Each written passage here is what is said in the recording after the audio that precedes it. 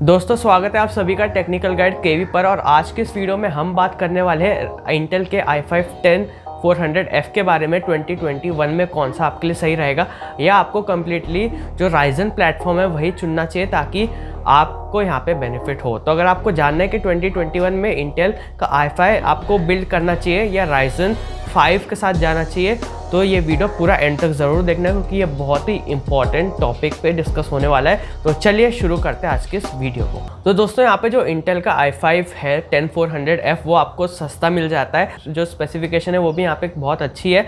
तो मैं इस वीडियो में स्पेसिफिकेशन एक्सप्लेन नहीं करने वाला, वो मैंने ऑलरेडी एक डेडिकेटेड वीडियो में कर रखा है जिसमें सिर्फ रॉ स्पेसिफिकेशन के बेस पे हम जज करेंगे। तो अगर आपको वो वीडियो देखना है कंपैरिजन i5 वर्सेस Ryzen 5 3600, तो उसका वीडियो आपको यहाँ पे मिल जाएगा।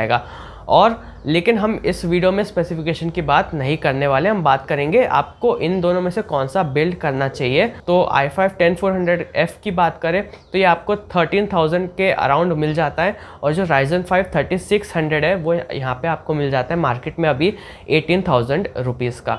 लेकिन अभी इंटेल के जो प्राइस पे आपको और भी Ryzen CPUs मिल जाते हैं, थोड़े कम स्पेसिफिकेशन रहते हैं, जैसा कि 6 कोर 6 थ्रेड 6 कोर 12 थ्रेड के बजाय 6 कोर 6 थ्रेड मिल जाते हैं आपको, या कोई 4 कोर 8 थ्रेड है, लेकिन बेसिकली आपको इंटेल के प्राइस में 6 कोर 6 थ्रेड मिल जाएगा।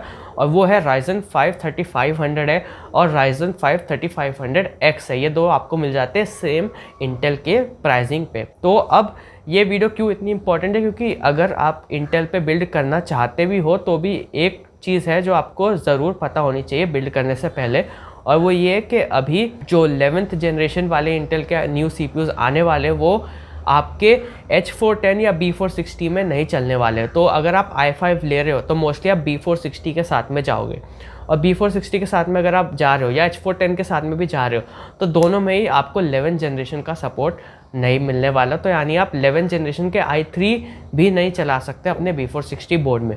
लेकिन बात यह है कि अब कुछ बोर्ड मैन्युफैक्चरर्स जैसे ASRock और MSI और Gigabyte ये सब आपको कुछ टाइम बाद बायोस अपग्रेड भी प्रोवाइड करवा सकते हैं, जिससे आपके सॉकेट में जो 11th जनरेशन है वो चल जाए, क्योंकि सॉकेट तो दोनों का सेम ही है। सॉकेट LGA 1200 ही है अभी भी, लेकिन फिर भी आपको सपोर्ट नहीं मिल रहा 11th जनरेशन का H410 और B460 में। जो Z490 है या Z490 है उसमें आपको 10 जनरेशन चलेगा ही चलेगा, 11th जनरेशन भी यहाँ पे चलने वाला है, लेकिन B460 और H410 में नहीं। और वो B460 चाहे टॉमाहॉक ही क्यों ना हो, आपको सपोर्ट नहीं मिलेगा 11th जनरेशन का। अब बात यह है कि हो सकता है कि कुछ टाइम बाद बोर्ड मैन्युफैक्चरर्स यहाँ पे आपको बायोस अपग्रेड दे और हो सकता है कि ना भी दे, जो कम्प्लीटली आपको पूरा अपग्रेड करना पड़े मदरबोर्ड, तभी आप 11th जनरेशन चला पाओगे।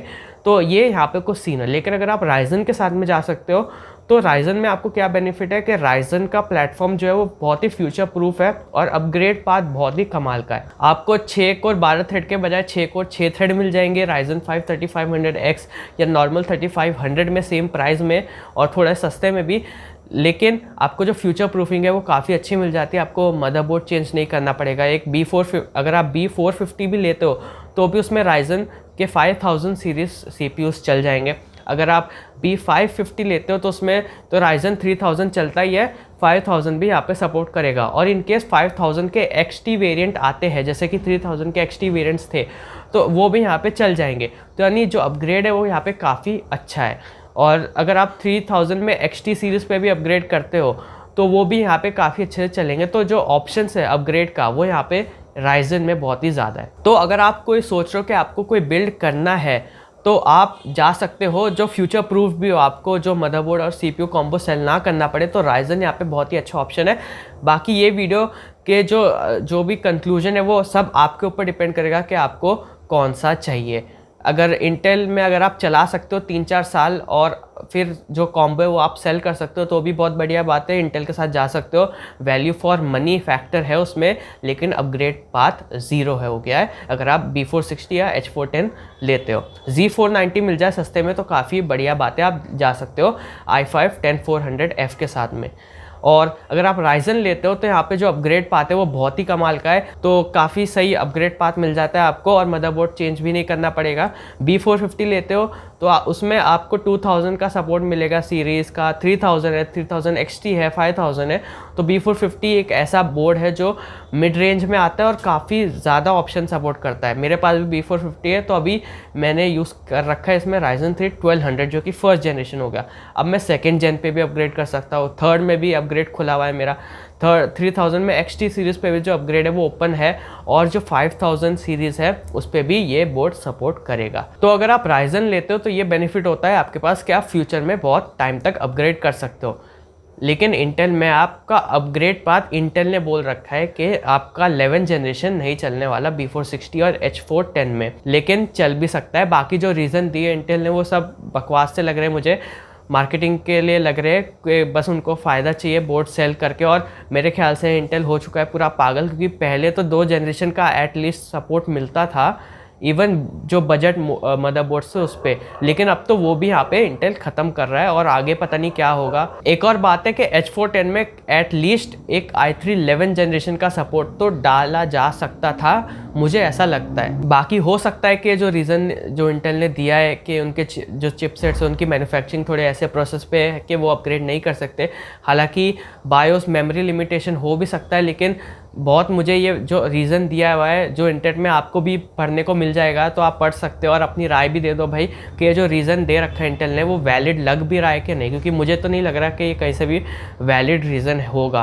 हो भी सकता है, लेकिन मुझे डाउट है 80-90% के सब झूठ है, बस बहाने हैं कि बस जो 11th जनरेशन है वो H410 और B460 में ना चले। तो आप बताओ आपको क्या लगता है, और आप अभी इस वीडियो को देखने के बाद किस साइड में जाना चाहते हो? i5 लेना चाहते हो? i5 ले सकते हो, अगर आपको 3-4 साल तो चल ही जाएगा आराम से, 3-4 साल ईजिली चलने वाले। लेकिन अगर आपके फ्यूचर जो प्लान्स है वो उसमें अपग्रेड है, तो आपको Ryzen में पैसा डाल के या सेम प्राइस पे आपको 3500 लेके बिल्ड कर लेना चाहिए, क्योंकि उसमें जो अपग्रेड है वो 5000 सीरीज़ पे कर सकते हो, और 3000 के XT सीरीज़ और 5000 के XT सीरीज़ पे भी। तो बस आज के इस वीडियो में इतना ही। वीडियो अच्छी लगी तो लाइक कर देना, और कुछ डाउट रह गया है तो नीचे कमेंट सेक्शन में पूछ सकते हो। और अगर आपको ऐसे इंटरेस्टिंग टेक वीडियोज़ देखना है और PC रिलेटेड कॉन्टेंट देखना है तो चैनल को कर लेना सब्सक्राइब। आज की इस वीडियो में इतना ही, और ये वीडियो देखने के लिए आप सभी का बहुत बहुत थैंक यू।